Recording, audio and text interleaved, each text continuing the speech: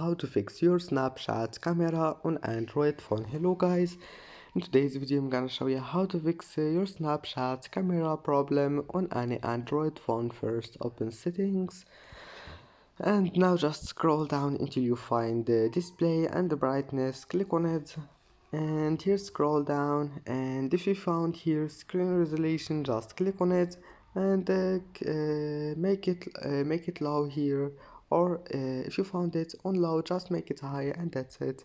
And then just go back to apps and then apps again, and here type type your Snapchat and click on it, and then go to permissions, and camera will find it like that. Just click on it and click allow, and then click storage and clear cache and go back, try again, and that's it. Don't forget like and see you in the next video.